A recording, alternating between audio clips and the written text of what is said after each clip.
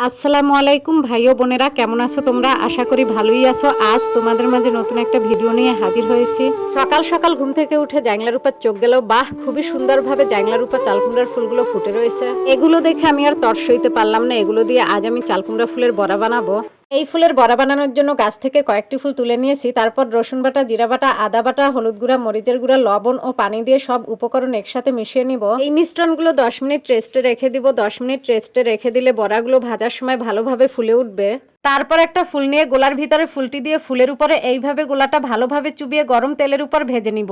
এক এক করে সব ফুল এইভাবে ভেজে নিব। আমি কিন্তু এই চালকুমড়ো ফুলের বড়া আগে কখনো খাইনি বা বানাইনি। আজই এই ফুলের বড়া প্রথম বানাচ্ছি। এটা ভাজার সময় প্রথমে জালটা কমিয়ে দেবে, পরে বাড়িয়ে দিবে, তাহলে বড়াগুলো মুচমুচে হবে। যেহেতু এই ফুলের বড়া আমি আগে কখনো খাইনি, খাওয়ার জন্য আমার মনটা কেমন করতেছে তা তো তোমরা বুঝতেই পারতাছো। মনটা কিন্তু বড়া খাওয়ার জন্য ছটফট করছিল, তাই আমি তাড়াতাড়ি খেয়ে নিলাম।